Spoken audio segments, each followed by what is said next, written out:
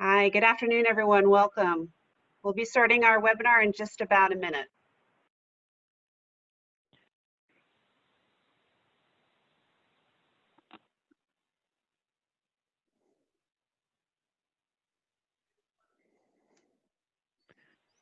We see some people connecting. Welcome to our webinar. If you want to send a chat to us and tell us where you're from and say hello, that'd be great.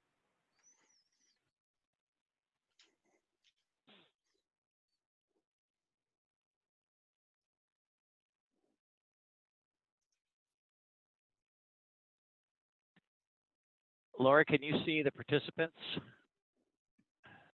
I can now. Okay, good.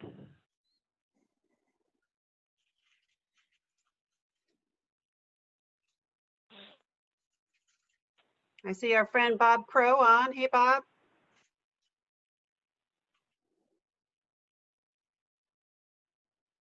All right. Okay. Well, if the panelists are ready to go, I've got 4:31. Okay. Welcome, everyone. Thanks for dialing in for today's Business Resiliency virtual discussion. Today, we're going to focus on innovations in sensitive information sharing. And just to give you a little background for those of you who are new, this is probably our 7th or 8th in a series of 60 to 90-minute virtual discussions we've been having on business resiliency since the outbreak of COVID-19. The All Hazards Consortium had intended to put on a 3-day conference in June, and since that got canceled, we thought we'd bring you some information this way. So welcome and thanks for joining. We hope you find the next 60 to 90 minutes helpful. Let me go ahead and move on. For those of you I haven't met yet, I'm Laura Johnson. I'm the Director of Conferences and Events for the All Hazards Consortium.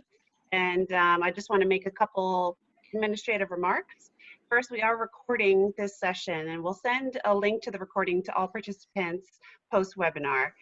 And you can forward that to your peers, your colleagues. Nothing secret or sensitive will be shared today, so feel free to forward that along.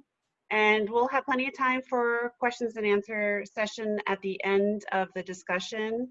You could type in your question in either the chat or the Q&A section of the webinar at any time, and we'll try to get to that at the end of the call. And so now I'd like to turn things over to the All Hazards Consortium Executive Director, Tom. Hi, Laura. Can you hear me okay? You're doing great. Okay, very good. First, let me welcome everyone.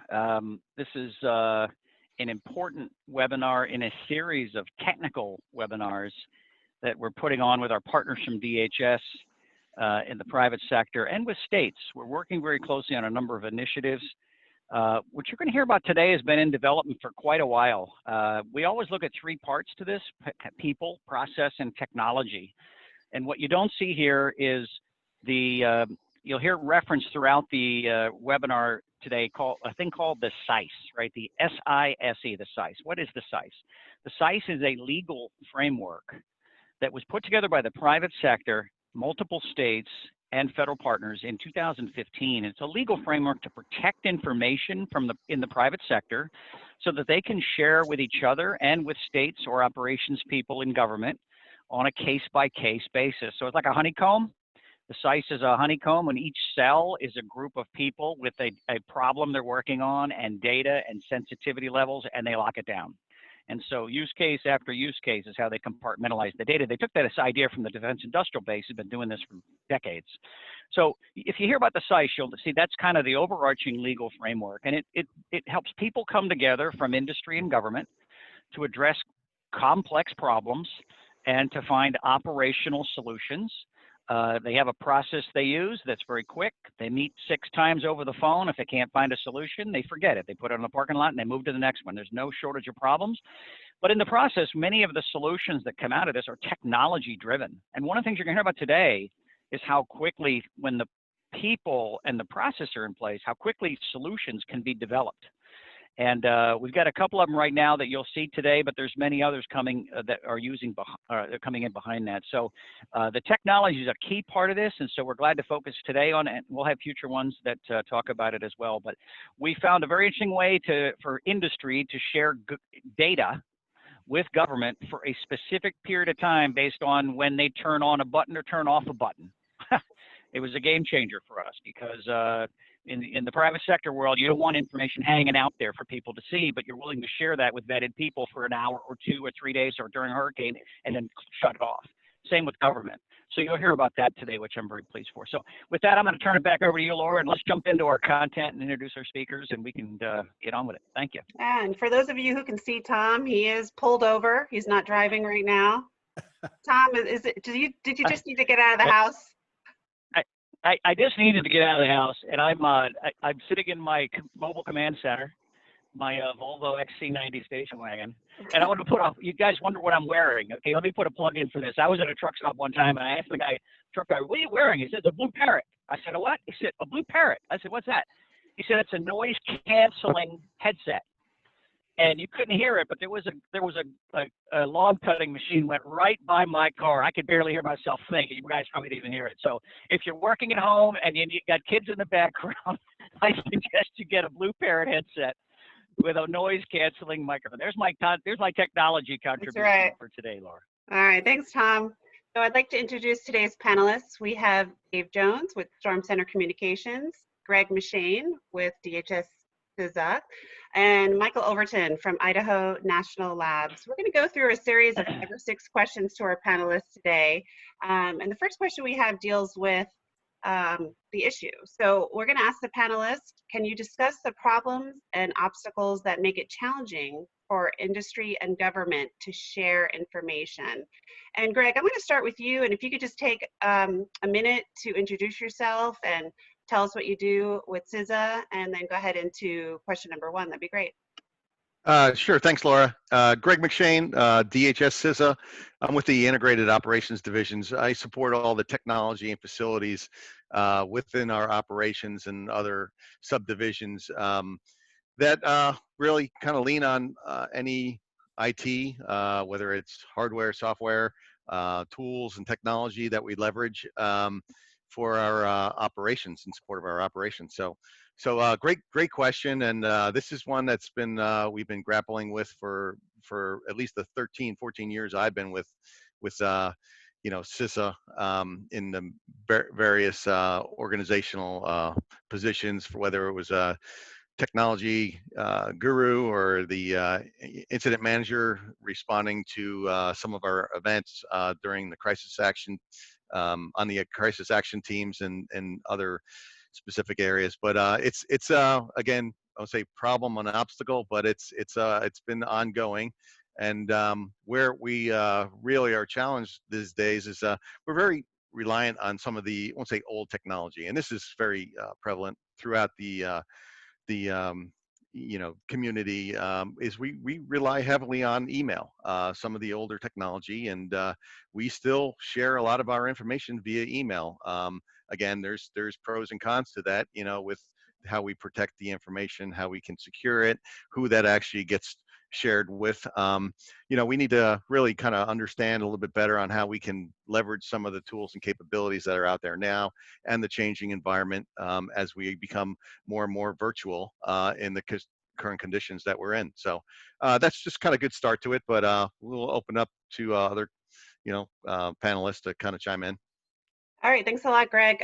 Michael, I'll move to you next. If you could just introduce yourself and tell us what issues and obstacles you've had at Idaho National Lab as it relates to sharing information. Sure.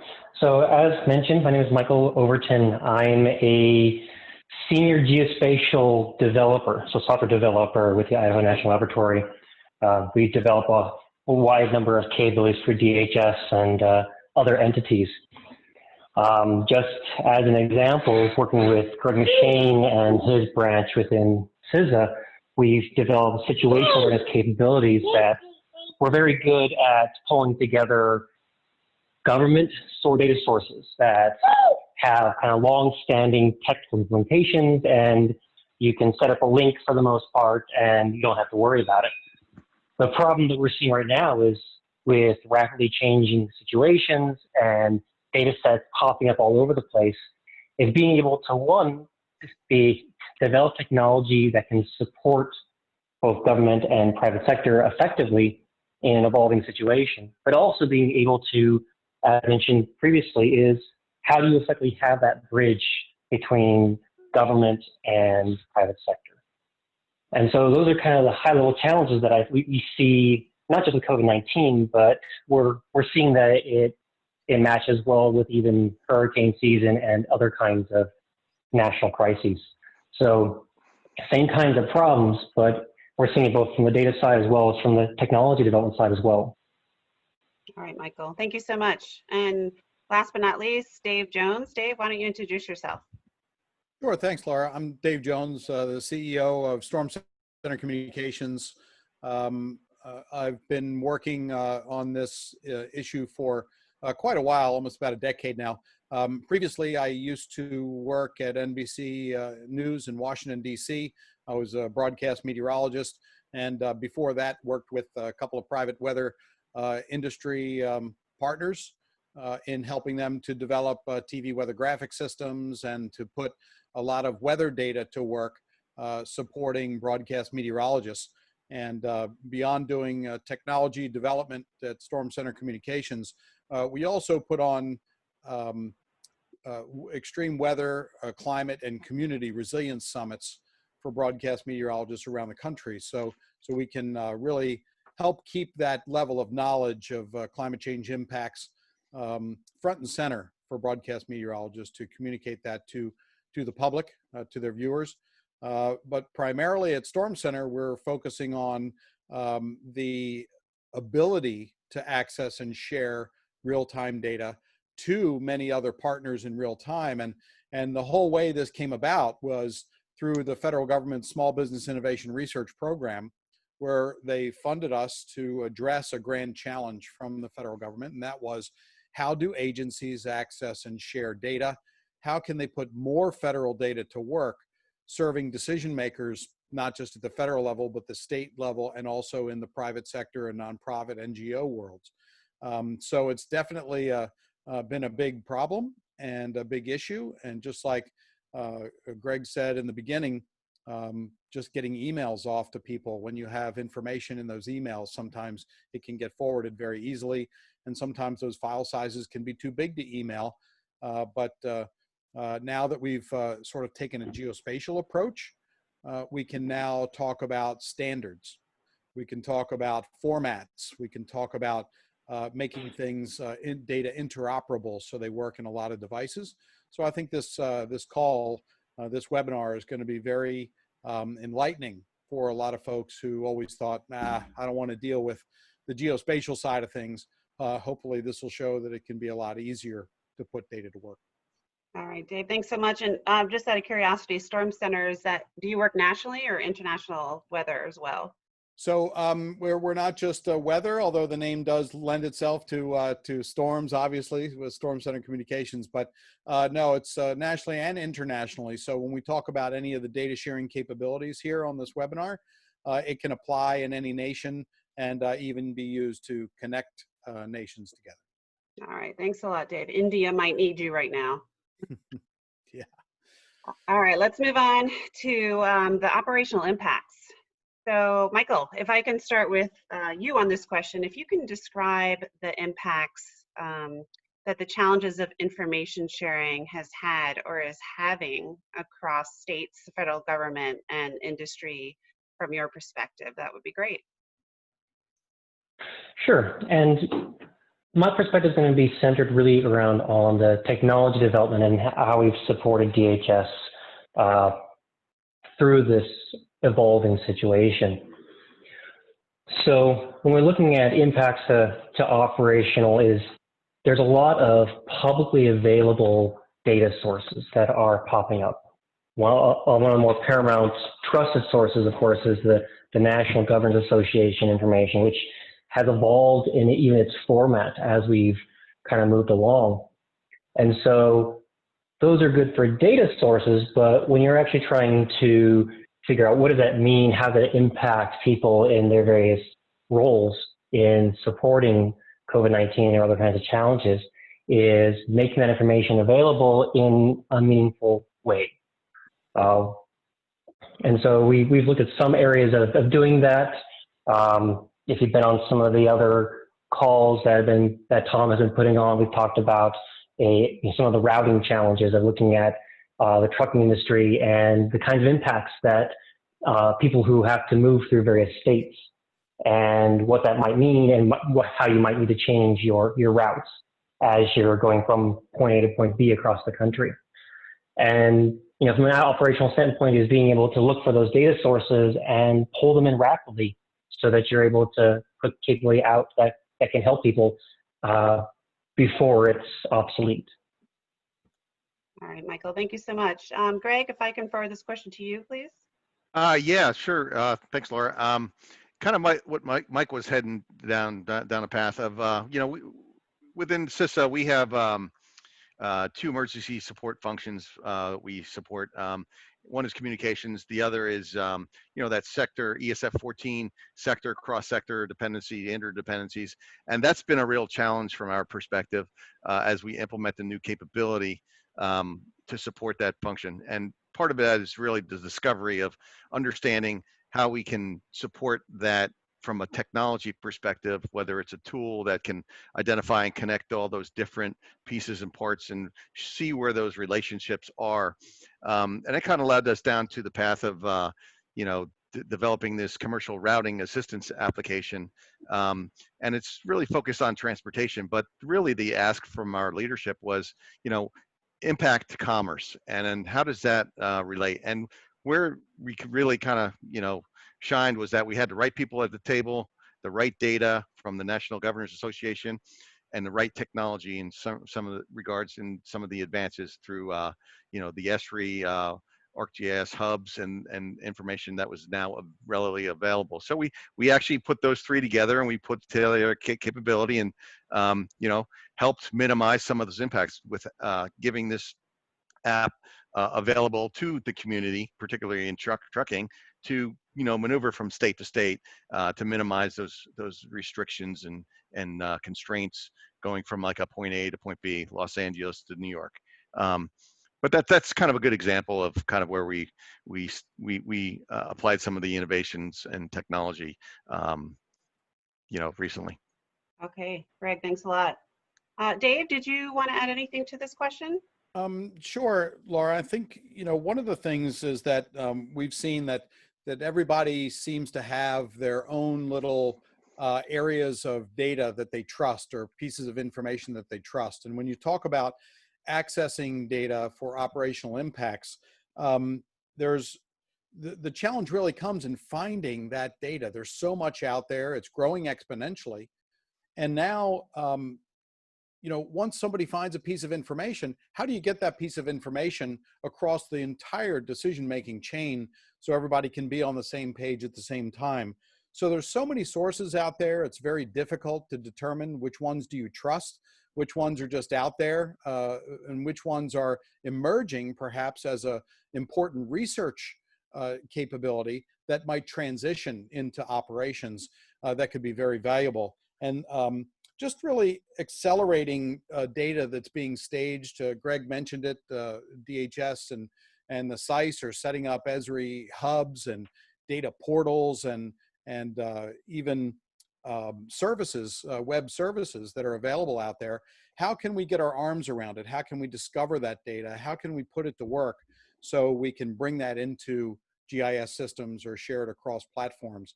That's really one of the operational impacts. Somebody might have a great piece of data that says, oh, wow, this could really be helpful somewhere, but how do they get that into that decision-making chain? So that's one of the real operational challenges.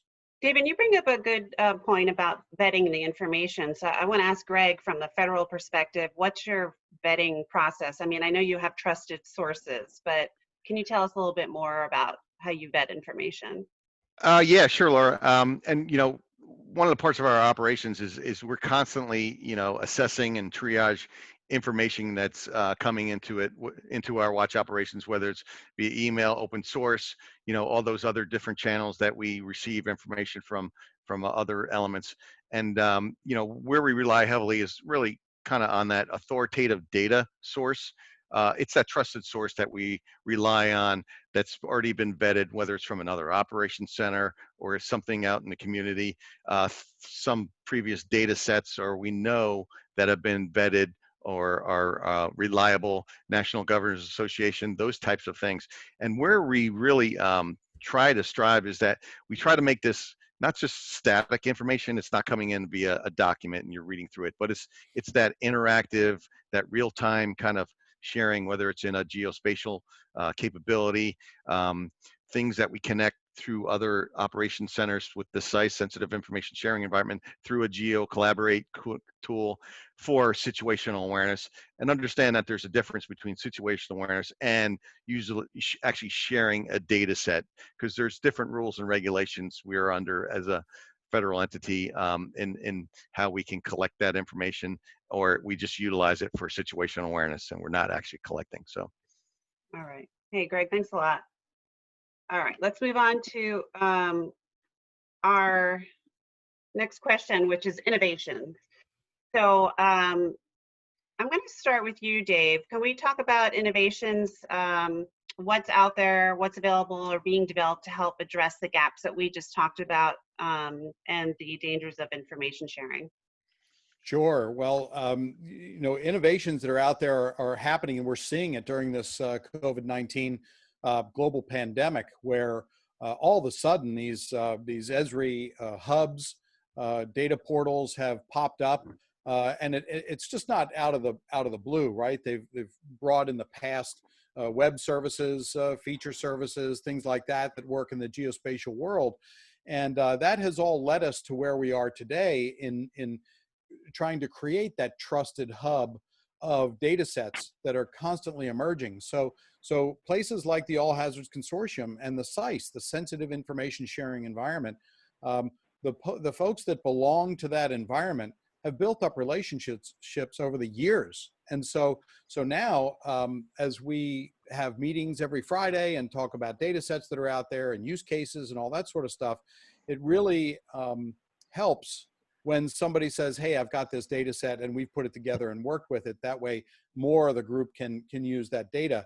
And then, of course, once you have those data sets available, the next challenge is accessing those data sets, discovering those data sets, and putting those data sets into operational environments so people can make those decisions much more rapidly, right? I mean, Tom talks a lot within the utility industry of utility managers and decision makers want to make 30-second decisions based on data. That's a tough order when you're talking about science data that's being collected from satellites or in situ measurements or other remote sensing platforms like drones and things like that. So you have to make that data not only accessible, but easy to understand. And once you can do that, then you can share it out across platforms. That's the technology I'll be showing here shortly, where that technology just did not exist, because people think of data sharing as, oh, we'll put it up in this portal and you can grab it and use it. But what we're talking is a step beyond that, with real-time synchronization across any platform, whether it's a phone, a tablet, or a computer. And I think that once people grasp the significance of that capability, it's really going to be a monster game changer for putting all this data in the hubs and the portals that people are collecting, putting that to work in real decision-making environments.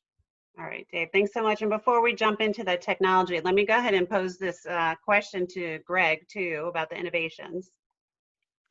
Yeah, sure, Laura. And this is a real interesting question because, some of the capabilities that we've been really kind of pushing as far as technology and piloting and trying to implement, which is one of the government's biggest challenges, is implementing, or at least from my experience, the hardest thing to do within government. Is leveraging some of those kind of out-of-box thinking, pushing that new technology, trying to identify what is that next greatest capability that's out there. And these things don't really happen overnight. You got to have the right people, you got to have the business processes in place, and you got to have the right technology to implement some of these things. And sometimes that's very difficult to do at times. But it's really good examples is, you know, we were pushing a lot of the Office 365 capabilities, whether it was, you know, OneDrive, OneNote, Teams. And then once we were in a COVID-19 kind of environment where we're very virtual, all of a sudden, this tool became the tool for collaboration, for, you know, that next capability beyond just a SharePoint capability, which is just a repository for a lot of documentation, even though you could customize it to do a couple other things, and other capabilities. But this provided that kind of platform for folks to really go to, you know, get yourself out of the email business where you're more in a chat function. You can host certain groups and collaborate in a closed environment, secure environment. So that's one of the great examples of kind of how we've really implemented a new technology. But that didn't come without a lot of foresight and you know, pushing from the government side, the technology to implement a new capability. Greg, let me add a comment to this as well. Another key innovation is really on two fronts. One is the SICE vets every single person that comes into it. So when you register with a SICE, anybody can do it. It's no cost. It's SICE, SISEUSA.org, right? SISEUSA.org. And one of the things that DHS, and you know, when I was at Verizon, I'm not there now, I've been gone since 2003, but a lot of companies have an issue with liability. Whether it's real or perceived, it's an issue. DHS, all of us have an issue with, you know, am I going to get in trouble if I share this, right? So the private sector, creating the SICE, created an environment where only vetted people were allowed in, and of those vetted people, only 5 of them were going to be allowed into use case 4, right? And the people that owned the data could decide who gets to look at it, for how long and for what purpose. And this is a big thing, because when you can remove liability and you can ensure the people that own the data that are going to share it of who's looking at it and for how long, and oh, by the way, they only see it when you turn on this button that says on, and then you turn it off, it goes away.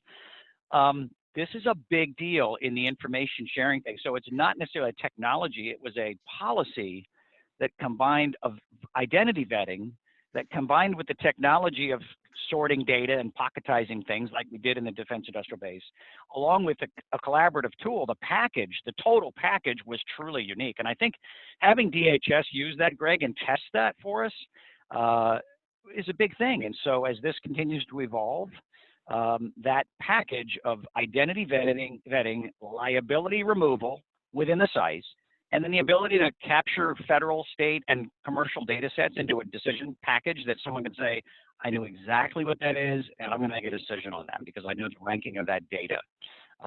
That is kind of the total picture of the innovation. That's hard, but you just reminded me, we blow past this, Greg, but I forgot how much time we put into that, years, right, to create that environment of trust.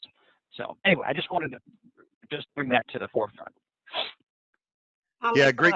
Yeah, great comments, Tom. And you know, as a government watch operations, you know, we are, I won't say constrained on some of the things we can share and what we can't share. Obviously, you know, within the classified, unclassified environment. But you know, even on the unclassified side, there are things that we have traffic light protocol on what we can share, what we can't share with some of our partners, and you know, whether it's for official use only or those types of things, and where we can actually store that and host that. So we are constrained in some of those instances. So thanks, Greg. Hey, Michael, so we were talking about innovative, sensitive data sharing. Is there anything else you'd like to add from the panel? Yeah, so you know, I keep coming back to some of the partnership that we had between DHS, the All Hats Consortium with the SICE environment and INL in really looking at identifying some of those effective swim lanes for both sharing information, where that the SICE has been very powerful and effective in being able to provide that mechanism. And you know, INL has been able to come to the table and developing technologies. And you know, when we talk about data is very difficult from a legal standpoint, but technology can be a little bit easier. And so by being able to keep, respective of INL developing technology in their own bucket, the sites having the data and having more sensitive data available, and being able to fuse those in real time, we've been able to do some really cool things with that CRA tool. And so, again, that's really something that we're finding that we're able to start to bring to the table. Hey, Michael, if you could type into the chat to the attendees the URL for the CRA tool, that'd be great. And for those of you on the line, Tom has been sending some chat comments as well, so be sure to check that out. So Dave, we had talked, when we talked about innovations, you mentioned one that you were going to show us. So I'm going to go ahead and stop my screen share now, and if you want to grab the screen and tell us a little bit about GeoCollaborate. Okay, sure. Yeah, I can do that, and I'll pull up. Hey, Dave. Yeah, Tom. Dave. Sure. Just as a quick backdrop for folks who may not know, we did not know about this capability. It came from a state emergency management director in Maryland that introduced the Fleet Response Working Group to this technology probably in 2014 or so, 15. We just weren't ready for it. Fast forward 2 years, we were in a snowstorm, a major snowstorm, in the fall of 2013, I believe. Get my timing right. And we had crews all over the East Coast, utility crews, moving towards Texas and Oklahoma to help with mutual assistance to help get the power back on. Well, we had to share information on where those fleets were coming from: Connecticut, New York, New Jersey, Florida, North Carolina, and the routes they were taking. We had to alert all the states in between the East Coast and Oklahoma and Texas that these fleets were coming, and we wanted to try to eliminate delays at way stations and toll stations and construction zones. So we put a spreadsheet together, we attached it to an email, and we sent it out. That's the best we could do because nobody wanted another portal. Sure enough, that email worked well, but some of that information got out, and some non-operational people got hold of that information and created quite a havoc.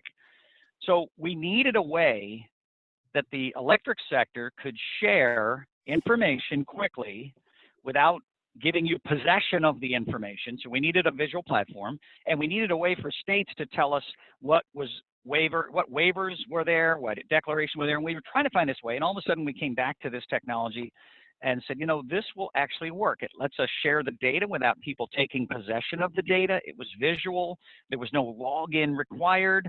And the Fleet Working Group adopted it as its national situational awareness platform because of what you'll see here, okay? So this actually helped the private sector and states share information at the same instant across 30 or 40 states and 100 companies. Very powerful. Not a lot of people know the backstory to that, but it was brought out of a need we had that the federal government had invested, we didn't know about in this technology. So now you get a chance to see a little bit about it and how we share information privately. So Dave, go ahead. I wanted to just give folks the backstory to this so they kind of know what the application was that gave birth to this. Go ahead. Sure. No, I appreciate that, Tom. Thanks. And it's really amazing because I think like everybody else, I've been on a number of Zoom and GoToMeeting webinars and stuff like that, and was on one this morning. And it was on, it's called After the Flames. So what do you do when the wildfire goes out? How does that impact response and all that sort of stuff? And they were using a real-time interactive question and answer thing. And I grabbed one of the screens and shared this because they wanted everyone on board. There was about 200 people online, or here it was 159 people on the lower right. Rank these items from the greatest to least as barriers to your best post-fire response. Look at number 1. Coordination across agencies and/or municipalities. That came out just this morning from a live interactive people putting in their feelings for what's the greatest to least barriers. And second one, financial resources, overwhelmed by dealing with communities and responders still under stress and shock from fire. So I thought, wow, the data sharing and information is really a big challenge. And for years at Storm Center, we've also been involved in the ESIP Federation. It's the Federation of Earth Science Information Partners, which is a group of organizations, over 150 of them now, which focus on data and data use, data processing, data integrity, data discovery, and all that sort of stuff. And so, so anyway, I thought what I would do to couch this is in the context of a briefing. Let's say you have to give a briefing internal to your organization, or you have to give a briefing to internal to any federal agency. What typically happens? This is what happens. People open up about 50 different web browsers, and they go through those web browsers as a way to brief decision makers or local agencies or organizations.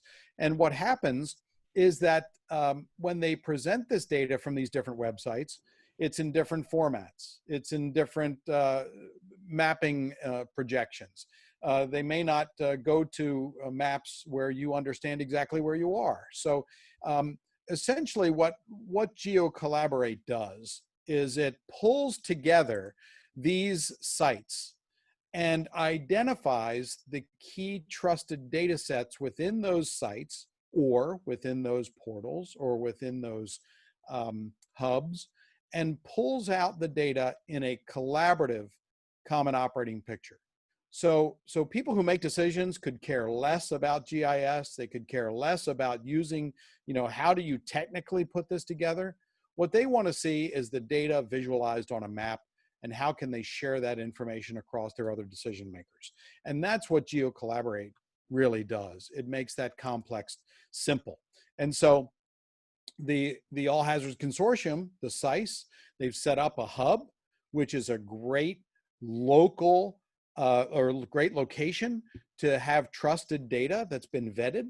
And all of a sudden you can put this data to work much more quickly, and put it into a mapping environment. So there are a lot of other states and a lot of other organizations that are setting up portals and setting up hubs. The CDC, FEMA, got a great geospatial marketplace resource for data sets. Unfortunately, a lot of those data sets are only available for government agencies. And so how do you get this information and put it out in a way that you can really help? And that's what's evolving today. Louisiana, Florida, they all are setting up these hubs.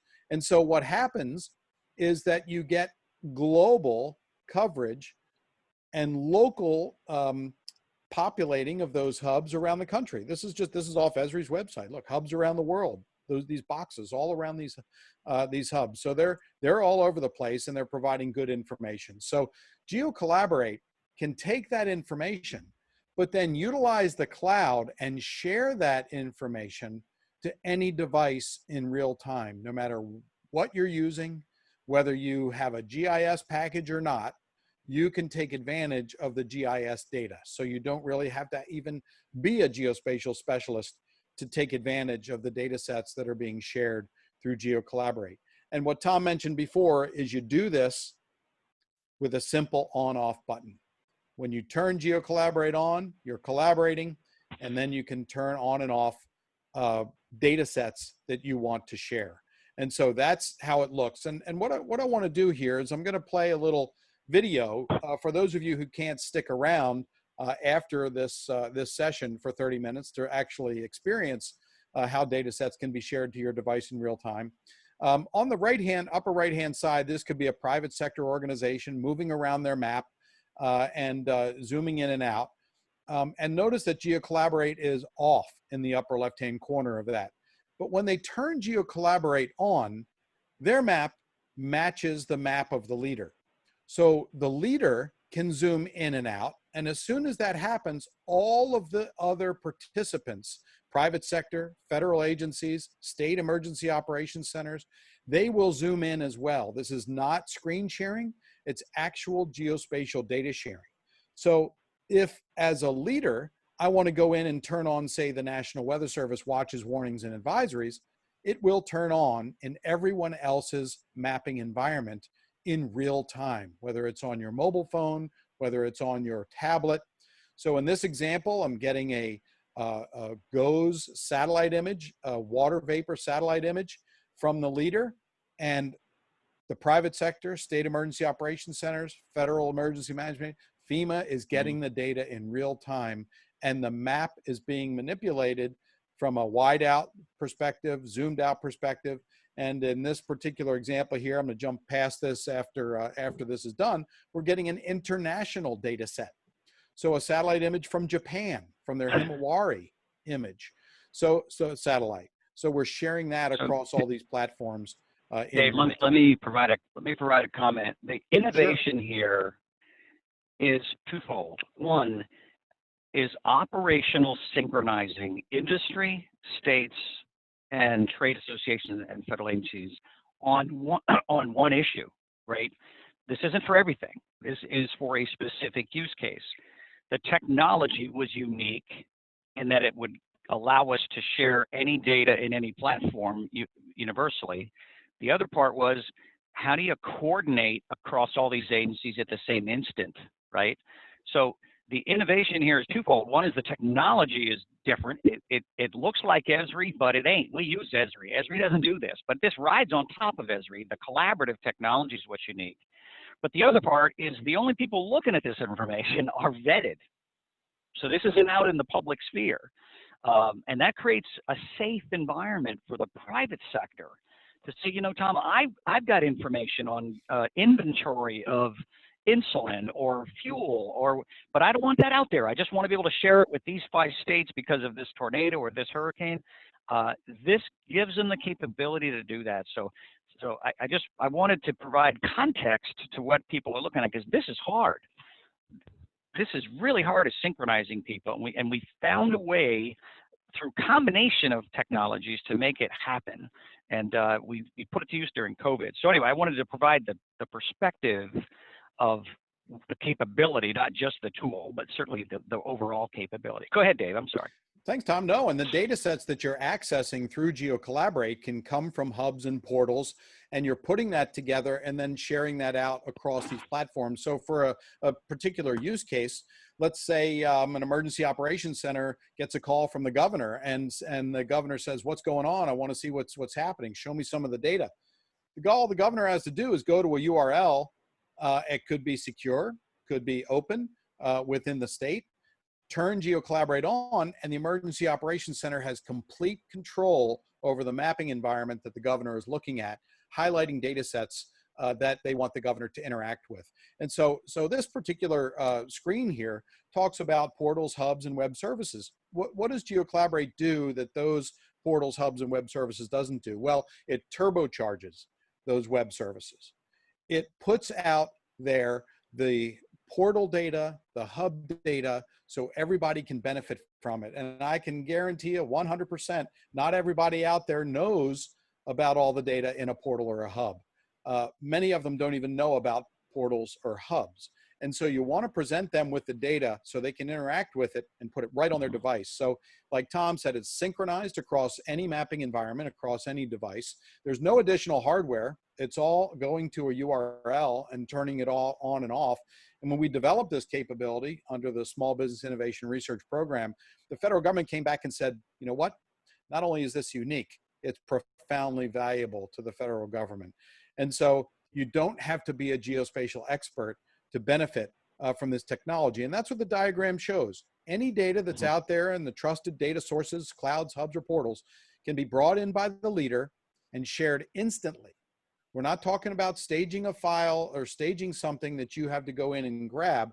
This is instant sharing with a real-time telecon going on, so you can talk about those data sets as well. And so these 4 bullets at the top, you can combine data streams from different portals or hubs. You can upload data that's trusted. Maybe you ran a model and you have some data that you want to put into the collaboration session. You can take the lead and upload that data.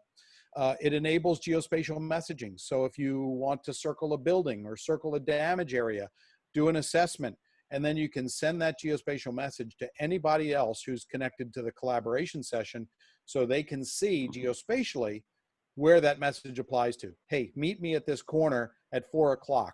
And that goes to the 5 people you're collaborating with. All of a sudden they have a visual of where you want them to meet. And here's really an important point. GeoCollaborate does not replace any GIS system. If you say, oh, we have mapping, we use Esri, that's fine. You keep Esri. This turbocharges Esri data services.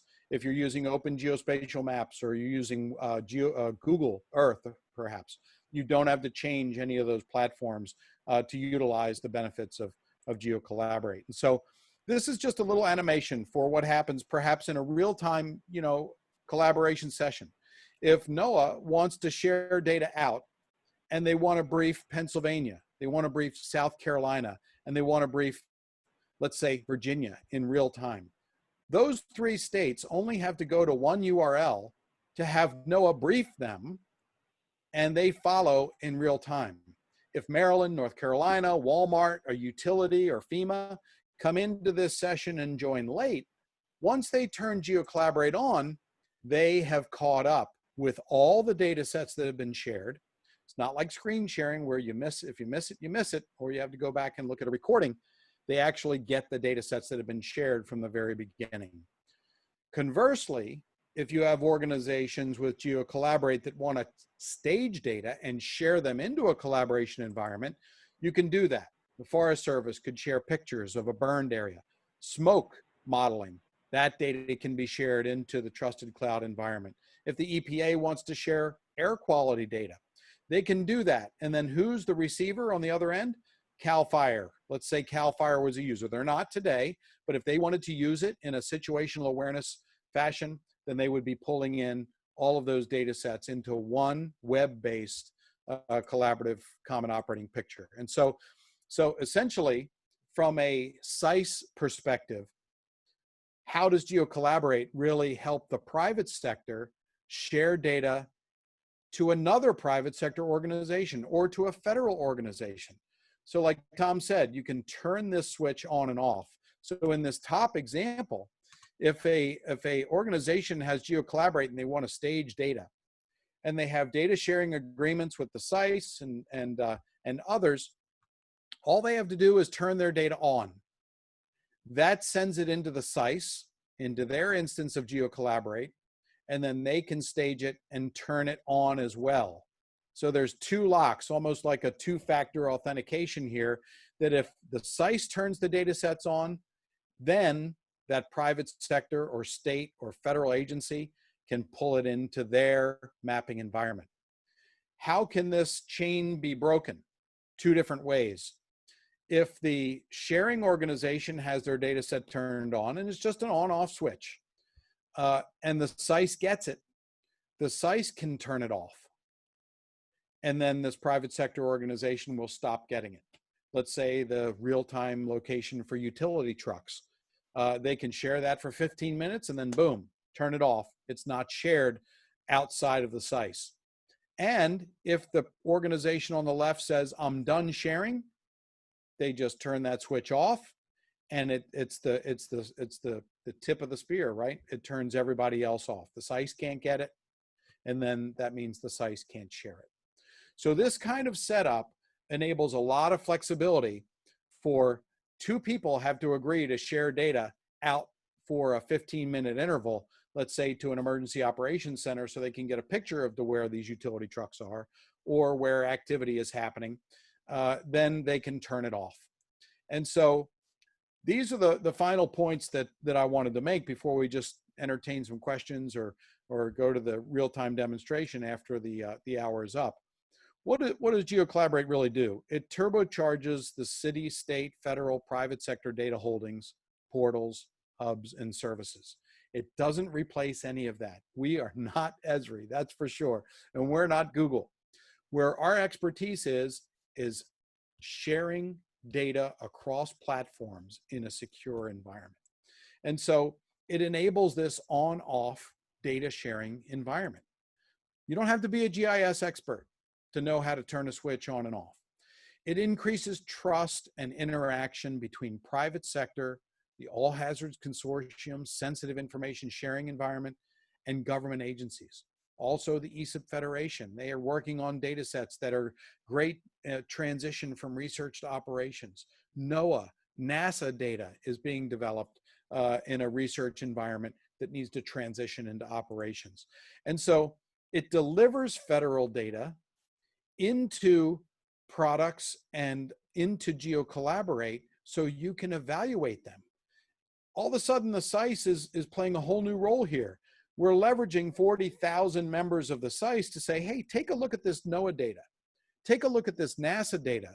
Does it mean anything to you? Does it help you understand and do your job better and help you make better decisions? Then you know what? We can take your feedback, turn around and deliver it right into the federal agency so they can improve their products and services. It enables easy and rapid access to data between organizations and people. So if they don't know anything or care about GIS or have any GIS products, all they need is a URL to connect to benefit from the power of GIS. And then it accelerates the ability to conduct cross-state, cross-agency, sector briefings without actually delivering any data into those devices. So you can interact with that data on your device, but you're not downloading it and taking possession of it. So that means from a state, local, federal agency, you don't have to worry about FOIA requests. So you never took possession of that data. You just used it for that particular, whoops, just go backwards there and end on that one. So we can. That's a key innovation as well, because I want people to see my data, but I don't want them taking possession of it. The minute a state gets an email, it's subject to FOIA. And that's what kills information sharing from the private sector. So again, it's a combination of technology, policy, process. And anyway, before we get too far into it, we wanted to show you how the SICE uses this to share information quickly, to organize people around use cases, how to protect that information. So Laura, let's turn it back over to you, and we can get into some of our other points and maybe some questions. Yeah, Dave, if you could go ahead and hit stop share, and I'll grab the screen back. Sure. Thank you. There you go. Thanks so much. All right, and thanks for that demo, Dave. Let's go ahead and move on. We had, I think, one or two more questions. The next question that we have for our panelists is about recommendations. Are there any recommendations, resources, or lessons learned for decision makers or technologists that can be used to improve information sharing and resiliency? So, Greg, if I can pose this question to you. Yeah, sure. So recommendations moving forward is, we're constantly evaluating new capability and technology that may be out there. How do you run your operations? How do you improve some of your business processes? And how do you really improve some of that information sharing capabilities out there? Sometimes you're kind of forced down a certain path, whether it's using a specific software or capability, and there are limitations in some of that, but how do you take some of those tools and integrate them? How do you utilize the tools like GeoCollaborate to complement some of your GIS capabilities, and how you can actually share information better than you're currently doing right now? So we're always looking at some of those kind of after actions, lessons learned from whether it's an event or a specific scenario that we've encountered, and understand your limitations in some of those capabilities, whether it's legally or as a federal entity. Where we really kind of like where we're going is that we're constantly looking at those new capabilities, and how do you fit some of those new tools in your tool belt and leverage them so that they're easy to use. I really like Dave's. He mentioned you don't have to be a GIS technologist to use these capabilities. Anybody can use them, whether it's a watch analyst on your watch floor. You don't have to be that tech savvy person. We constantly default back to, or oh, I can't do that. No, yes, you can do that now. There is capability, and it's easy to use. So you have to kind of set it up so that it is easy for your watch analyst to pick it up and use, so that you don't have to take training. You can. It's user friendly. It's self-taught. And that's kind of the direction where we're going for a lot of our watch operations, and looking forward to some of the new virtual technologies that are out there now, and how we can better leverage them in the current COVID environment. So thanks a lot, Greg. Michael, how about you? Have you any lessons learned from your work with the CRA or other technology as it relates to improving information sharing? Sure. In many ways, I actually want to do a step back a little bit and do a bit more of a shout out to GeoCollaborate. So when we were developing some of those situational awareness products for Greg's organization, one of the big challenges that we had was figuring out what can be the conduit for being able to pull in some of the sensitive information that isn't owned by the government or other government entities.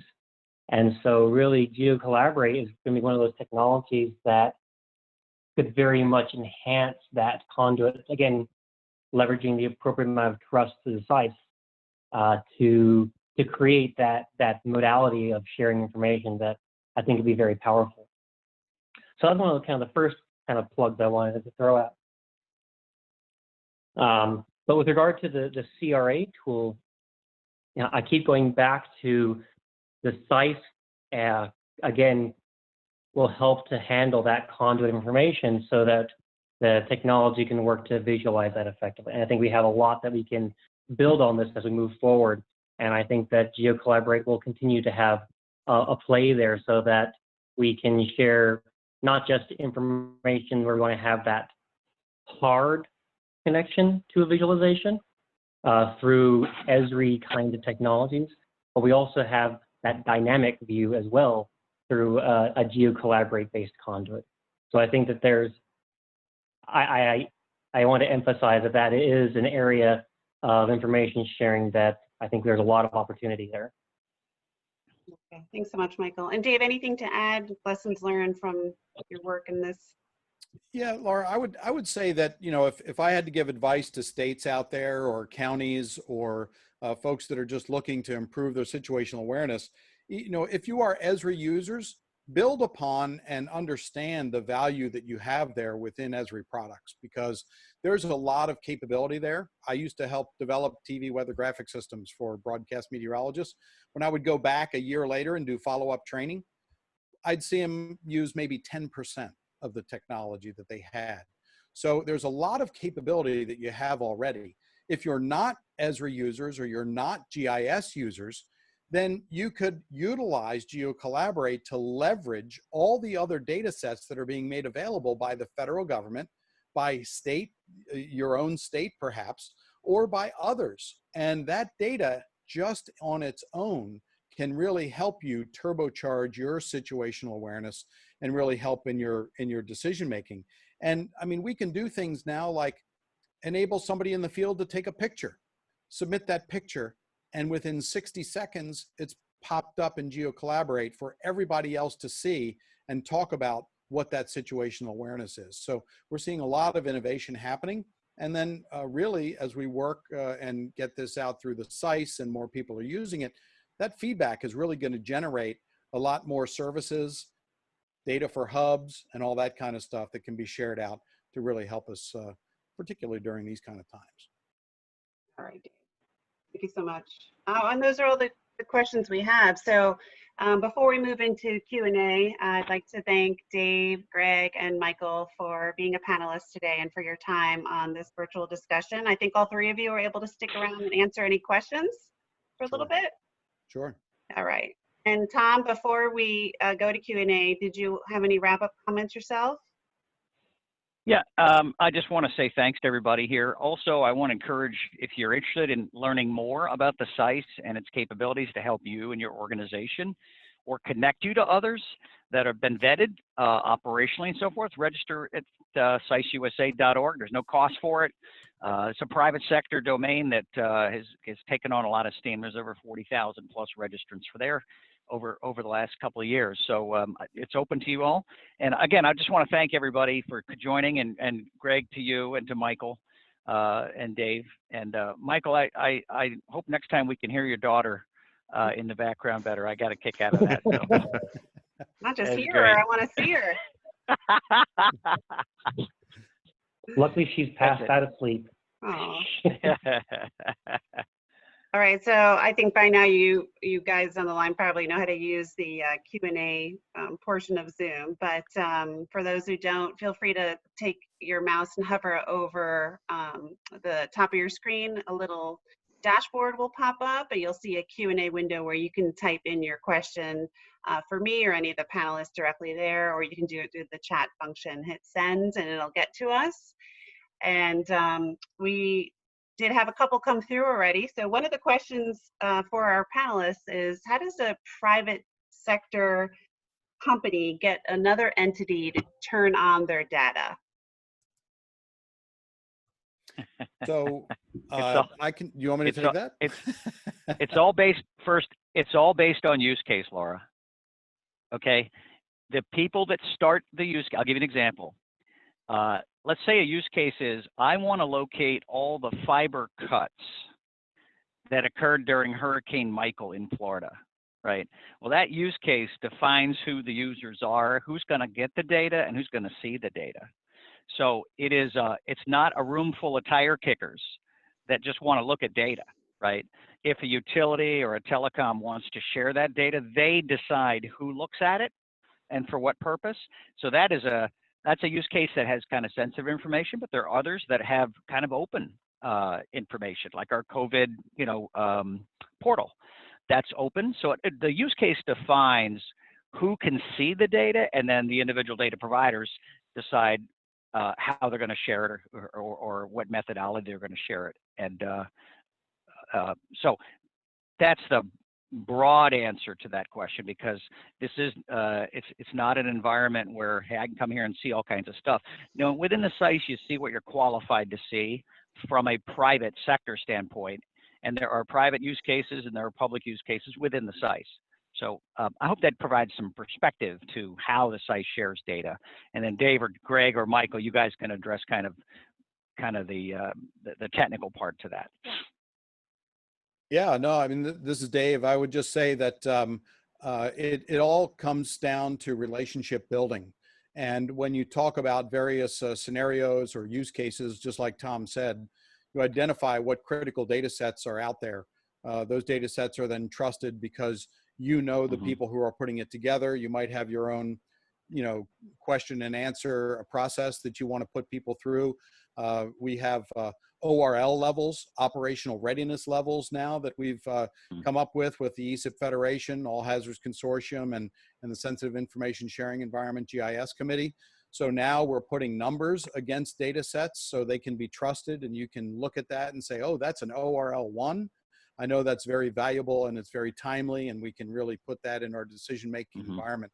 So, so once you build up that relationship, then you say, hey, look, when this happens, I need your critical infrastructure data. I need to know where all your pipelines are if we're going to have this big flood.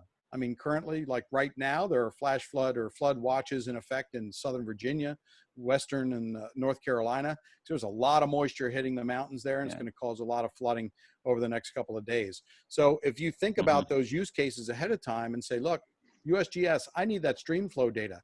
Weather Service, I need your national water model output, and I need you to brief me when flooding is a problem. So all of a sudden, those data sets then become available to you, whether it's in a live briefing session or whether you're staging them within GeoCollaborate or your Esri hub or portal to grab them out and share them. Laura, I put in the chat a link to a public dashboard the SICE has, if people want to go look at that. frwg.geocollaborate.com/dashboard. This is open. It is live. It's open to the public and all SICE users. And we use it for every major hurricane, wildfire that we're activated for. And you can see the various data sets that are in there. As an example, we have dozens of these, but if people want to go there and check out kind of how that looks or what it looks like, that would be a great example. All right, Tom, thank you so much. We're still taking questions if anyone wants to type any in. I saw a comment from Mark that we had answered some of his earlier questions during the panelists, so I think we're good there. And while you're thinking about what you want to ask our panelists, I did want to mention that the All Hazards has another virtual discussion coming up May 28th on donations management and how that's changed since COVID-19. So we invite you to register for that as well. And Tom, I don't know if you have the capability on your end to invite open discussion to the listeners on the phone. I do. Otherwise, okay. I do.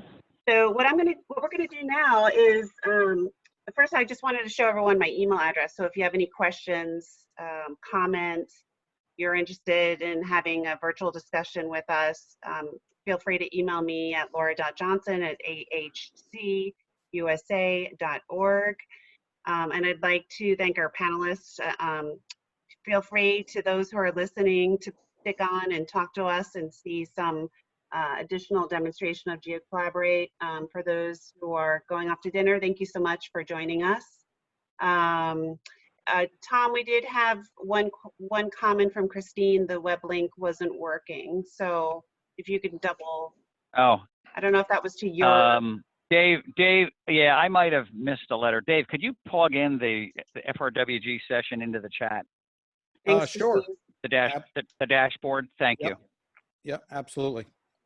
Okay, and I'm going to stop my sharing now. And Dave, when you get a chance, if you want to show some more things on your screen, and Tom is unmuting and inviting people to talk. So if there's others on the line that want to say hello, I'll just unmute you can unmute your line and introduce yourself, ask questions live to our panelists. It's up to you. Sure. No, that sounds great. And what I'm going to do is I'll just pull up. I have GeoCollaborate up, which is the Fleet Response Working Group instance behind me as my virtual background, and I can work with that live.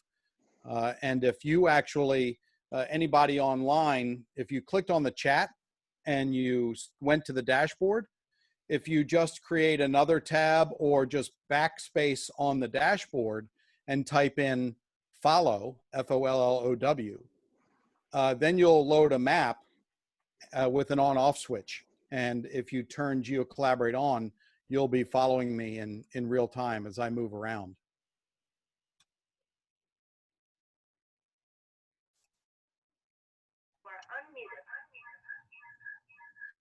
So this is what I'm doing. I'm just backing out, and I can show you on the screen share as well. If I'll just go to the website, FRWG, you'll come to this landing spot, frwg.geocollaborate.com. You can click follower. And when you click follower, a map will load up.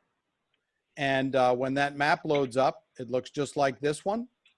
You can see on my, should I share my screen, Laura? I think that'd be better. Yeah, okay. And just to remind everyone who's on the phone, if you'd like to ask any questions, jump in at any time. You just need to unmute at this point your own line. You should be able to say hello. Sure. So this is where the fun comes in. So when you load the base map, you can move around the base map. You can zoom in. You can zoom out. You can also deploy this menu on the left-hand side and click base map and change it. I like the satellite base map because if you zoom in, then the buildings start showing up and details of the coastline and all that sort of stuff.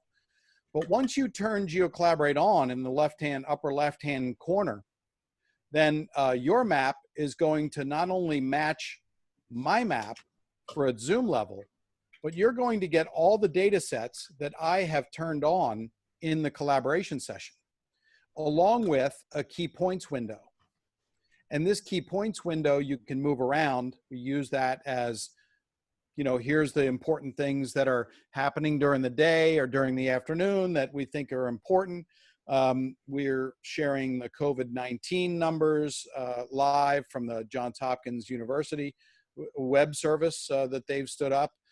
We also, if you zoom down on the information box, you'll see that there's other types of data that people look at or they want to keep up to speed with, and then they can maneuver around the map. Now the dashboard, if I go over to the dashboard,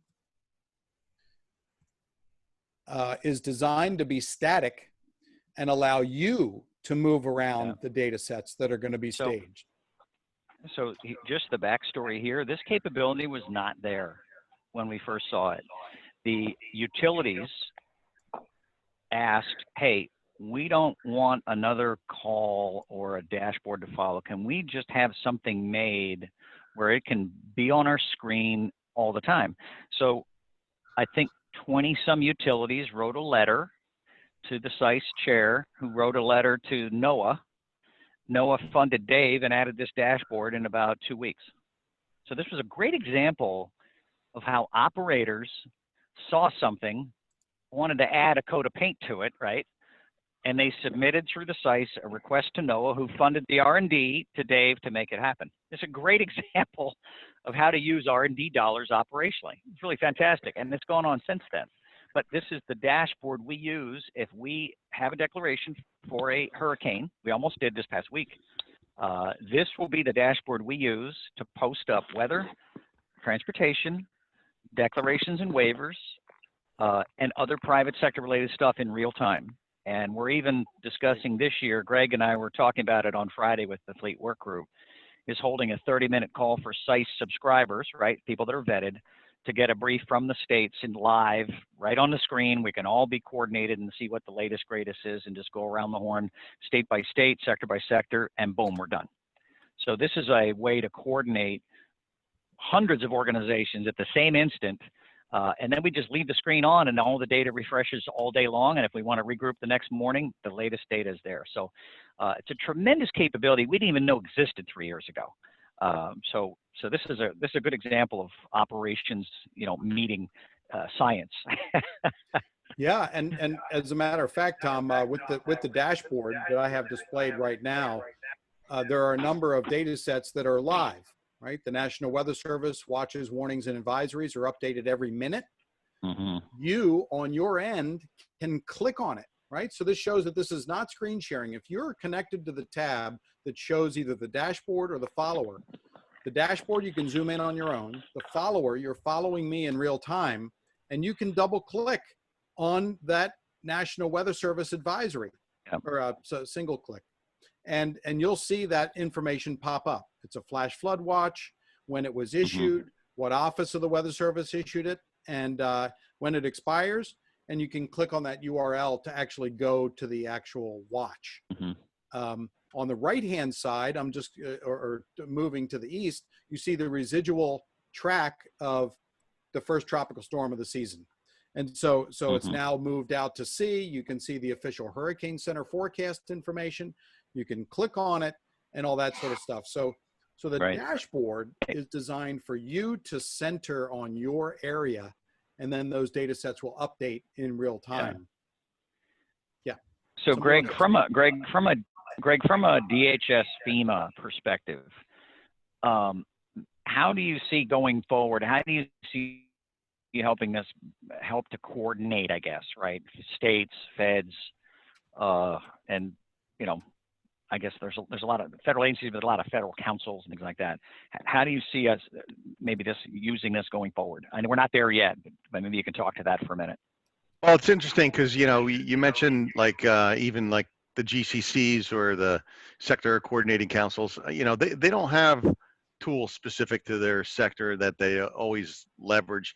We need to kind of unite, in some way, shape, or fashion, and some of that is through, on the federal side, but also it's that public-private sector partnership that we need to really kind of engage in, whether it's FEMA with CISA or some of the other interagency as well. You get into, again, like that ESF 14 scenario where it's cross-sector, dependency, interdependency. It's not just on one entity to solve the problem and issue. So the better we can kind of unify some of the tools and capabilities, whether it's on the situational awareness side or the analytical side, and how we share out that information is key to successful response, recovery, and whether it's during an event or it's steady state. Things don't always rise up to that Stafford Act activation or emergency declaration levels. So, it's those types of things that we'd be really looking to implement.